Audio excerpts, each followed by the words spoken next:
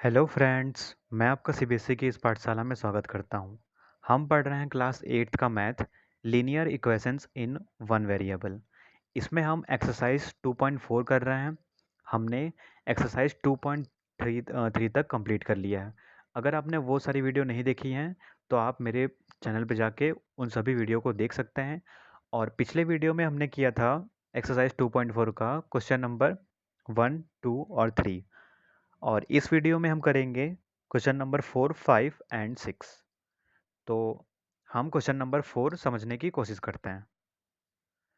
Question number 4 लिखा हुआ है, one of the two digits of a two digit number is 3 times the other digit. If you interchange the digits of this two digit number and add the resulting number to the original number, you get 88. What is the original number? यहाँ पे ये बोला जा रहा है कि कोई 2 digit का नंबर है, ठीक है? उनमें 2 डिजिट हैं और उन 2 डिजिट में से जो एक डिजिट है वो 3 टाइम्स है दूसरे डिजिट का, ठीक है? If you interchange the digits of this 2 digit number, अगर इन 2 डिजिट नंबर के जो प्लेस हैं उनको अगर हम चेंज करें and add the resulting number, और जो हमने न्यू नंबर फाइंड किया उसको हम ऐड करें हमारे ओरिजिनल नंबर में, तो हमें कितना मिलता है? 88 मिलता है। What is the original number? तो यहाँ पे ये पूछा जा रहा है कि ओरिजिनल नंबर क्या है। तो हम इसको सॉल्व करने की कोशिश करते हैं। तो जब हम सॉल्व करेंगे इस क्वेश्चन को तो हमें क्लियर हो जाएगा कि जो भी यहाँ पे लैंग्वेज लिखा हुआ है। तो सबसे पहले क्वेश्चन में क्या लिखा है? One of the two digits of a two digit number is 3 times the other digit. ठीक है, यहाँ पे हमें 2 डिजिट दिए हुए हैं, 2 डिजिट वाले नंबर हैं। तो अगर हम वंस प्लेस को एक्स मानते हैं, अगर हम वंस प्लेस को एक्स मानते हैं तो यहाँ पे क्वेश्चन में ये बोल रहा है कि 2 डिजिट के नंबर हैं और जो एक डिजिट है ना वो दूसरे डिजिट का 3 टाइम्स है। ठीक है, जो एक डिजिट है वो दूसरे डिजिट का 3 टाइम्स है।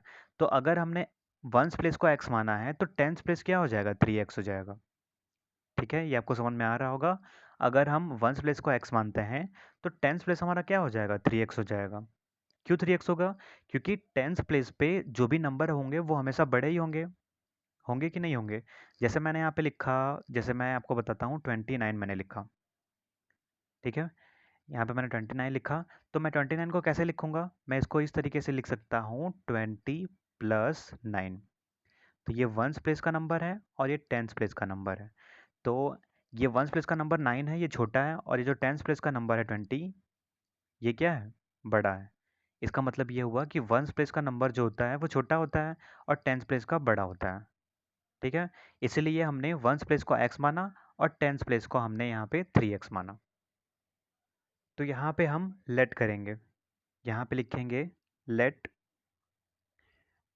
Digit at ones place, ones place. Ones place का डिजिट हमने क्या माना है? एक्स माना है। ठीक है, तो यहाँ पे टेंस प्लेस का डिजिट क्या हो जाएगा? Digit eight tens place 3x हो जाएगा। 3x, क्योंकि क्वेश्चन में यही बोल रहा है कि 2 डिजिट के नंबर हैं, उसमें से जो एक डिजिट है उसमें से जो एक डिजिट है वो दूसरे डिजिट का 3 टाइम्स है। ठीक है, तो अगर वंस प्लेस को हमने एक्स माना है तो टेंस प्लेस क्या हो जाएगा? 3x हो जाएगा। अब हमें क्या करना है? ओरिजिनल नंबर फाइंड करना है। तो यहाँ पे आप देखेंगे, यहाँ पे मैंने 29 लिखा था। ठीक है, तो इसको मैंने ब्रेक करके कैसे लिखा? 20 प्लस 9। हम इसको इस तरीके से भी लिख सकते हैं, ऐसे। 9 जो है वंस प्लेस पे है तो हम किसका मल्टीप्लाई करते हैं? 1 का मल्टीप्लाई करते हैं। तो इसको हम इस तरीके से लिख सकते हैं 9 इंटू 1 प्लस 2 जो है वो टेंस प्लेस पे है तो हम इसको इस तरीके से भी लिख सकते हैं 2 इंटू 10। ठीक है, ये जो टेंस प्लेस पे नंबर है इसमें हमने किसका मल्टीप्लाई किया? 10 किया, 10 का मल्टीप्लाई किया। और जब हम इसको सॉल्व करेंगे तो क्या आ जाएगा? यही आ जाएगा 20 प्लस 9 जो हमने यहाँ पे लिखा था। ठीक है, इसका मतलब ये हुआ कि अगर वंस प्लेस का नंबर होगा तो उसमें हम 1 का मल्टीप्लाई करते हैं और टेंस प्लेस का नंबर होगा तो उसमें हम 10 का मल्टीप्लाई करते हैं। वंस प्लेस वाले नंबर को हम 1 से मल्टीप्लाई करते हैं और टेंस प्लेस वाले नंबर को हम 10 से मल्टीप्लाई करते हैं। तो यहाँ पे हम ओरिजिनल नंबर फाइंड कर लेंगे। तो यहाँ पे हम लिखेंगे ओरिजिनल नंबर। ओरिजिनल नंबर हमारा क्या हो जाएगा, ये जो टेंस प्लेस का है नंबर, इसमें हम 10 से मल्टीप्लाई कर देंगे। तो यहाँ पे क्या हो जाएगा 10 इंटू 3x। और जो वंस प्लेस का नंबर है उसमें हम 1 से मल्टीप्लाई कर देंगे। तो यहाँ पे क्या हो जाएगा x इंटू 1। ठीक है, अब हम क्या करेंगे, इसको सॉल्व कर लेंगे। तो यहाँ पे आ जाएगा 30x प्लस x, क्या आ गया 31x। ये हमारा क्या है, ओरिजिनल नंबर। ये 31x हमारा ओरिजिनल नंबर आ गया। अब क्वेश्चन में आगे बोल रहा है if you interchange the digits of this 2 digit number and add the resulting number two the original number. तो सबसे पहले हम क्या करते हैं कि ये जो डिजिट है इनके प्लेस को हम इंटरचेंज करते हैं। ठीक है, तो यहाँ पे हम लिखेंगे आफ्टर इंटरचेंज।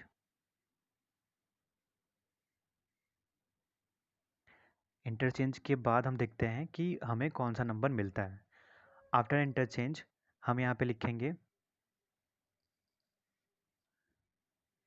जो न्यू नंबर होगा उसका टेंस प्लेस यहाँ पे जो होगा वो क्या होगा, x होगा।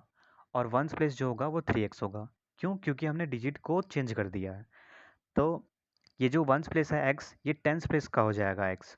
और ये जो टेंस प्लेस में 3x लिखा है ये वंस प्लेस में चला जाएगा। तो यहाँ पे हम लिखेंगे after interchange new number, new number is. तो यहाँ पे इसका टेंस प्लेस क्या होगा, टेंस प्लेस, टेंस प्लेस इसका होगा x। और वंस प्लेस होगा इसका 3x। ठीक है, तो यहाँ पे हमें न्यू नंबर मिलेगा, न्यू नंबर। तो टेंस प्लेस पे क्या है, x है। तो हम x में 10 का मल्टीप्लाई कर देंगे। तो यहाँ पे हम लिखेंगे 10 into x plus once place का नंबर क्या है 3x है। तो 3x में हम 1 का मल्टीप्लाई कर देंगे। इसको हम सॉल्व करेंगे तो यहाँ पे ये 10x हो जाएगा और ये प्लस हो जाएगा 3x। तो न्यू न्यू नंबर हमें कितना मिल गया, 13x। ये हमारा न्यू नंबर है। तो यहाँ पे आप देखेंगे कि हमारा ओरिजिनल नंबर क्या है 31x और न्यू नंबर क्या है 13x। ठीक है, ये हमें दो नंबर मिल गए हैं। ओरिजिनल नंबर हमारा कितना है 31x और न्यू नंबर कितना है 13x। तो यहाँ पे हम लिख सकते हैं अकॉर्डिंग टू क्वेश्चन। ATQ का मतलब हो जाएगा अकॉर्डिंग टू क्वेश्चन। आगे क्या बोला जा रहा है, अगर हम इंटरचेंज करते हैं 2 डिजिट नंबर को और उसमें हम ऐड करते हैं रिजल्टिंग नंबर को, तो हमने यहाँ पे इंटरचेंज कर दिया नंबर को, तो हमें क्या मिल गया 13x। ठीक है, 13x मिल गया। अब हम इसमें ऐड करेंगे ओरिजिनल नंबर को, तो हमें क्या मिलेगा 88 मिलेगा। कहने का मतलब ये हुआ कि जो हमारा न्यू नंबर है, जो रिजल्टिंग नंबर है वो 13x है। इसमें हमें ऐड करना है ओरिजिनल नंबर को। ओरिजिनल नंबर कितना है 31x।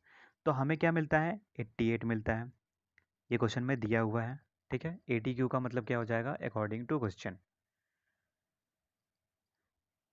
तो अब हम क्या करेंगे, इसको सॉल्व कर लेंगे। तो जब हम इसको सॉल्व करेंगे तो यहाँ पे क्या आ जाएगा, यहाँ पे हो जाएगा 3 और 1 4 और यहाँ पे 3 और 1 4, 44x इक्वल टू 88। तो यहाँ पे हम x की वैल्यू निकालेंगे। x की वैल्यू यहाँ पे क्या आएगी 88 अपॉन 44। तो ये 44 से 2 टाइम्स कैंसिल हो जाएगा। तो x की वैल्यू क्या आ गई, x की वैल्यू आ गई 2। x की वैल्यू 2 आ गई। तो हम चाहें तो x की वैल्यू को हम डायरेक्ट यहाँ पे रख सकते हैं। ठीक है, क्योंकि हमसे क्या पूछा है, हमसे ये पूछा है कि ओरिजिनल नंबर क्या है। हम या तो x की वैल्यू यहाँ पे रख दें या तो फिर हम x की वैल्यू यहाँ पे भी रख सकते हैं। ठीक है, तो यहाँ पे हम क्या करते हैं कि x की वैल्यू को हम यहाँ पे रख लेते हैं ताकि हमें पता चल जाएगा कि वंस प्लेस क्या है और टेंस प्लेस क्या है उस नंबर का। तो यहाँ पे हम लिख लेंगे देन ओरिजिनल नंबर इज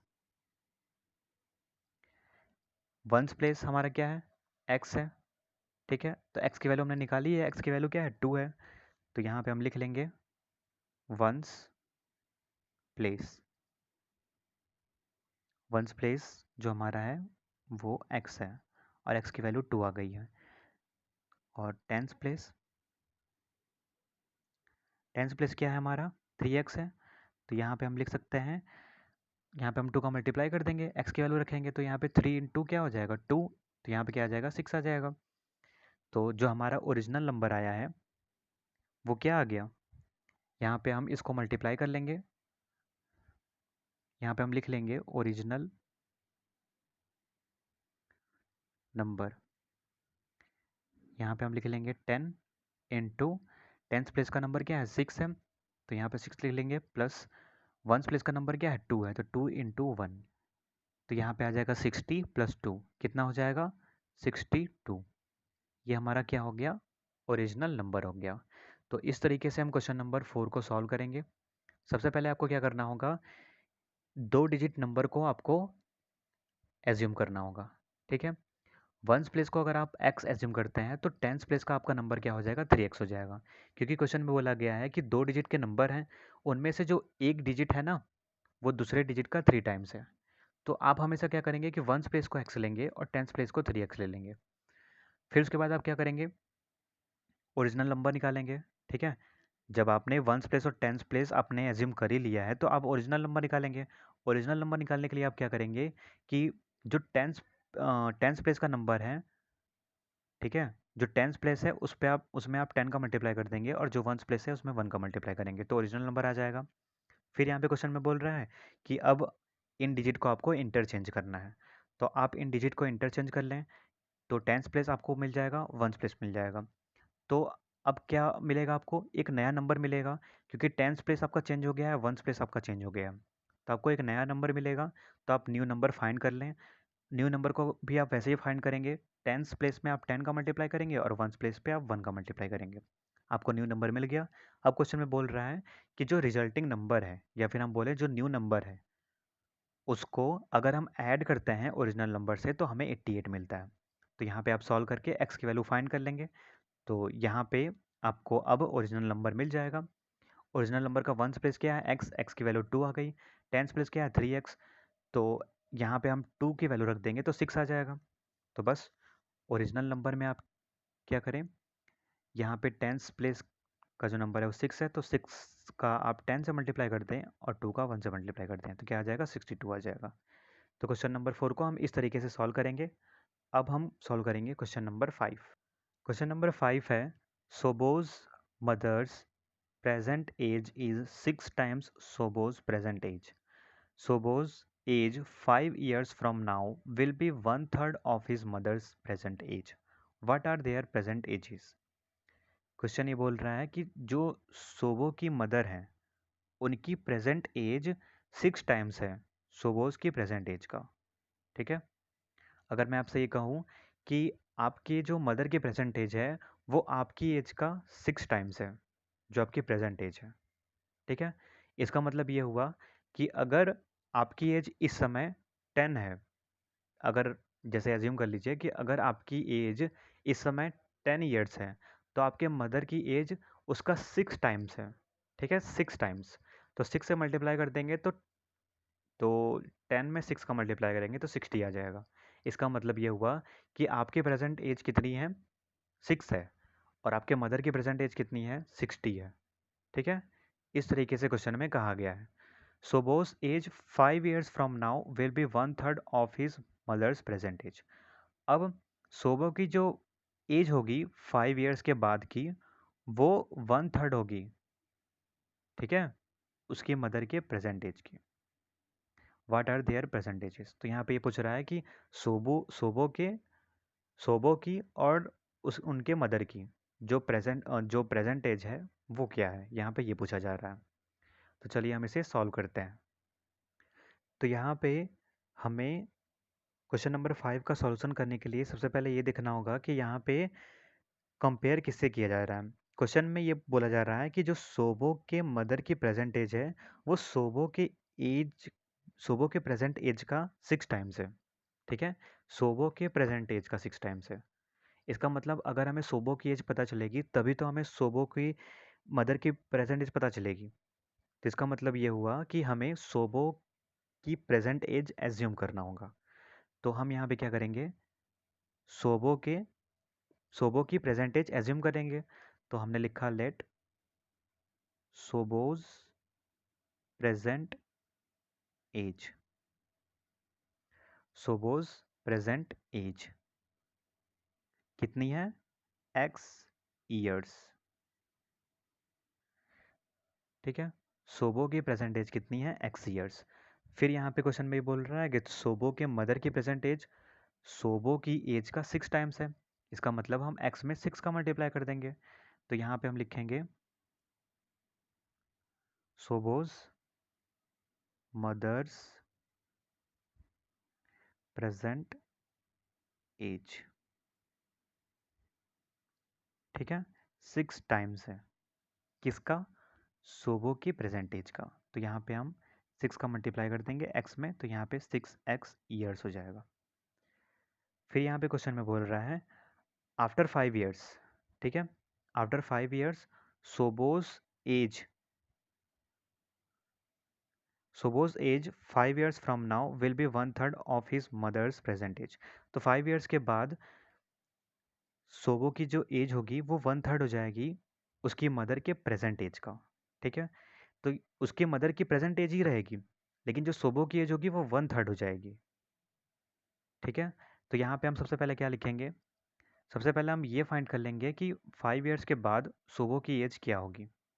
तो यहाँ पे हम लिख लेंगे आफ्टर 5 ईयर्स सोबोज सोबोज एज। 5 ईयर्स के बाद सोबोज की एज क्या हो जाएगी, तो उसकी प्रेजेंट एज में हम क्या ऐड कर देंगे, 5 ऐड कर देंगे। तो यहाँ पे प्रेजेंट एज में हमने 5 ऐड कर दिया, तो उसके 5 ईयर्स के बाद की एज कितनी हो जाएगी, x+5 ईयर्स।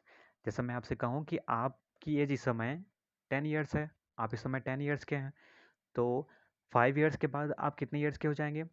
तो 10 में जब आप 5 को ऐड करेंगे तो आप बता सकेंगे ना कि 5 ईयर्स के बाद आप 15 ईयर्स के हो जाएंगे।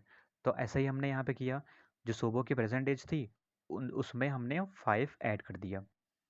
तो x+5 क्या है, 5 ईयर्स के बाद की सोबो की एज।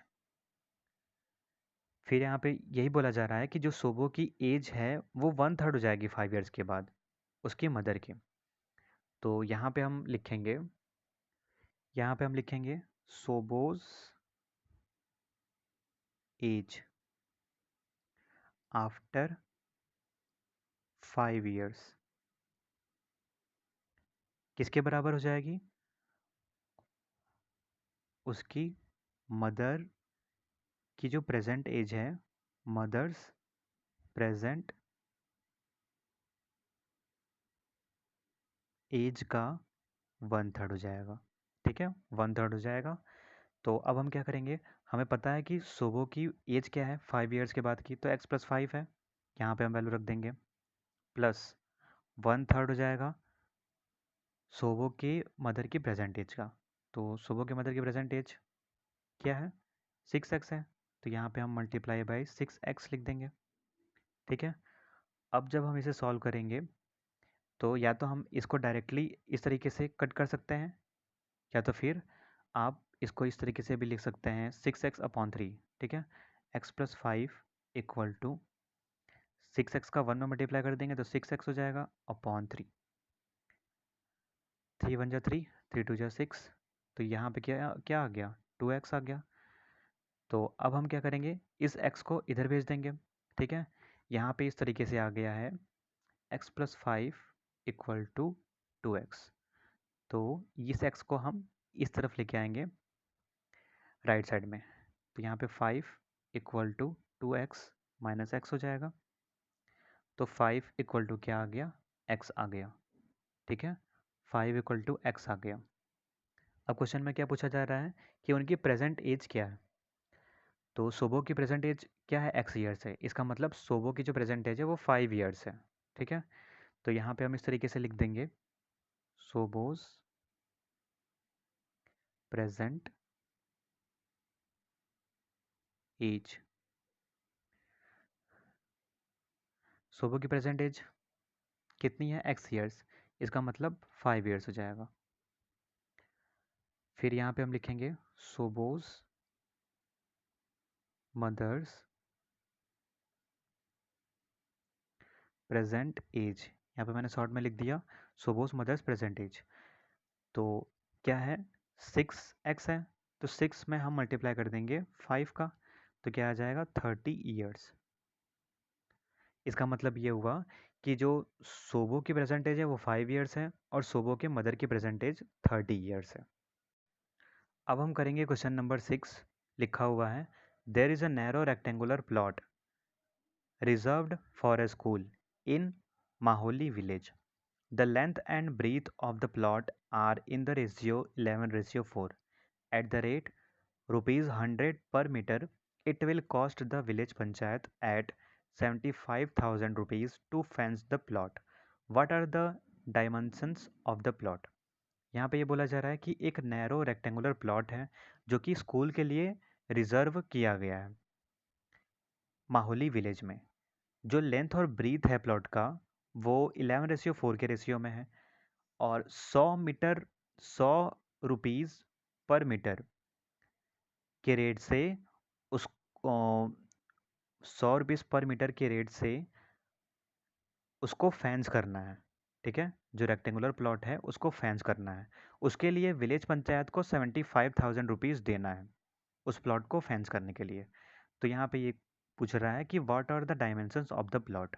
प्लॉट का डायमेंशन क्या है, डायमेंशंस मीन्स प्लॉट का लेंथ और ब्रीथ क्या है, ये क्वेश्चन में पूछा जा रहा है। तो चलिए हम इसे सॉल्व करते हैं। तो सबसे पहले आपको क्वेश्चन में क्या दिया हुआ है, रेशियो दिया है लेंथ और ब्रीथ का 11:4। ठीक है, तो सबसे पहले हम यहाँ पे लिख लेंगे गिवन क्या दिया हुआ है, लेंथ और ब्रीथ का रेशियो, लेंथ अपॉन ब्रीथ। इसका रेशियो दिया है 11/4। ठीक है, इस तरीके से दिया हुआ है। तो यहाँ पे हम इसको अलग अलग लिख लेंगे। जब हम रेशियो को हटाते हैं तो हम क्या लगाते हैं, वेरिएबल लगाते हैं। तो यहाँ पे हम लिखेंगे लेंथ, लेंथ हमारी क्या हो जाएगी 11x, और साथ ही साथ हम यूनिट भी लिखेंगे 11x मीटर। ठीक है, 11x मीटर। और यहाँ पे ब्रीथ क्या हो जाएगा 4x, 4x मीटर। ठीक है, 11x मीटर और 4x मीटर, ये लेंथ और ब्रीथ हो गया। फिर यहाँ पे बोला जा रहा है कि वो जो रेक्टेंगुलर प्लॉट है उसको फेंस करना है। ठीक है, तो सबसे पहले हम समझते हैं रेक्टेंगुलर प्लॉट के बारे में, या फिर हम कहें रेक्टेंगल के बारे में। तो यहाँ पे हमने एक रेक्टेंगल बनाया इस तरीके से, ये हमारा है रेक्टेंगल। अगर हम बात करें इसकी लेंथ कितनी है तो 11x है। ठीक है, अगर ये 11x है तो ये भी 11x हो जाएगा, क्योंकि आपको पता है कि रेक्टेंगल में जो अपोजिट साइड होती है वो बराबर होती है। ये 11x है तो ये भी 11x है, ये लेंथ है। ब्रीथ क्या है 4x है, तो अगर ये 4x है तो ये भी 4x हो जाएगा। अब यहाँ पे ये बोला जा रहा है क्वेश्चन में कि हमें ये जो रेक्टेंगुलर प्लॉट है इसको फेंस करना है। इसका मतलब ये हुआ कि हमें क्या निकालना है, हमें पेरीमीटर निकालना है रेक्टेंगल का। और पेरीमीटर क्या होता है, सम ऑफ ऑल साइड्स। ठीक है, पेरीमीटर क्या होता है, perimeter sum of all sides. जब भी किसी फिगर का पेरीमीटर निकालना हो और उसमें साइड दी हुई हो तो हम क्या करते हैं कि जितनी भी साइड होती हैं उनको हम सम कर लेते हैं, वही क्या होता है, पेरीमीटर होता है। और आपको पेरीमीटर का फॉर्मूला भी पता होगा। पेरीमीटर का फॉर्मूला क्या होता है, 2 इंटू लेंथ प्लस ब्रीथ। तो वहाँ पे 2 का मल्टीप्लाई क्यों होता है, क्योंकि 2 लेंथ होती है और 2 ब्रीथ होती है। जैसे यहाँ पे मैं कहूँ L प्लस L, ये L और ये L, और यहाँ पे b प्लस बी, तो यहाँ पे 2l हो जाता है प्लस 2b हो जाता है, तो 2 कॉमन लेंगे तो क्या हो जाएगा l प्लस बी, इसीलिए पेरीमीटर का फॉर्मूला होता है 2 इंटू एल प्लस बी। तो यहाँ पे हम लिख लेंगे पेरीमीटर ऑफ रेक्टेंगल। सबसे पहले हम इसका फार्मूला लिख लेंगे, 2 इंटू एल प्लस बी होता है, तो यहाँ पे 2 और यहाँ पे एल की वैल्यू हम रखेंगे लेंथ 11x प्लस ब्रीथ की वैल्यू 4x, तो यहाँ पे हम लिखेंगे 2 इंटू, ये क्या हो जाएगा 15, 15x, तो पेरीमीटर क्या आ गया 15 टू जा 30x, ये उस रेक्टेंगल का पेरीमीटर आ गया है कितना 30x। इसका मतलब 30x पेरीमीटर का एक रेक्टेंगल है, उसको हमें क्या करना है फेंस करना है, ठीक है। 30x मीटर यहाँ पे हम लिख देंगे इस तरीके से 30x मीटर। और यहाँ पे क्वेश्चन में ये बोला जा रहा है कि वो जो रेक्टेंगुलर प्लॉट है उसको फेंस करना है, और पर मीटर का कॉस्ट कितना है 100 रुपीज़, पर मीटर का कॉस्ट कितना है 100 रुपीज़, और टोटल जो रेक्टेंगल है उसका पेरीमीटर कितना आ गया 30x मीटर। इसका मतलब 30x मीटर रेक्टेंगल है, ठीक है, इसका पेरीमीटर है, उसको हमें फेंस करना है, और 1 मीटर का जो कॉस्ट है वो 100 रुपीज़ है। तो यहाँ पे हम लिखेंगे cost of fencing 1 metre plot, cost of fencing 1 metre plot. तो 1 मीटर प्लॉट के लिए कितना रुपीज़ लग रहा है 100 रुपीज़, 1 मीटर प्लॉट के लिए 100 रुपीज़ लग रहा है। तो फिर यहाँ पे हम लिखेंगे 1 मीटर प्लॉट के लिए कितना लग रहा है 100 रुपीज़ लग रहा है। अभी हमने निकाला कि जो प्लॉट है वो 30x मीटर का है, तो यहाँ पे हम लिखेंगे cost of fencing 30x metre plot, ठीक है। यहाँ पे हम लिख देंगे cost of fencing 30x metre plot equal to 100 में हम मल्टीप्लाई करेंगे 30x मीटर का, तो यहाँ पे हम लिख देंगे 30x इंटू 100 रुपीज़, ठीक है। तो यहाँ पे क्या हो जाएगा 3 के बाद हम कितने जीरो लगाएंगे 1 2 3, और फिर यहाँ पे x लिखेंगे, ठीक है, इतना रुपीज़ लगेगा, इतना रुपीज़ लगेगा, ठीक है, उस पूरे रेक्टेंगुलर प्लॉट को फेंस करने में इतने रुपीज़ लगने वाले हैं। लेकिन क्वेश्चन में बोल रहा है कि रेक्टेंगुलर प्लॉट को फेंस करने में विलेज पंचायत को कितना देना पड़ रहा है 75,000। तो हमने तो ये फाइंड किया है, हमने तो ये एज्यूम किया है, लेकिन क्वेश्चन में बोल रहा है कि 75,000 लगेगा। इसका मतलब ये किसके इक्वल है, ये जो हमने वैल्यू निकाली है ये 75,000 के इक्वल है। तो यहाँ पे हम लिखेंगे अकॉर्डिंग टू क्वेश्चन, ये जो 3,000 रुपीज़ है 3000x रुपीज़, ये इक्वल है 75,000 के।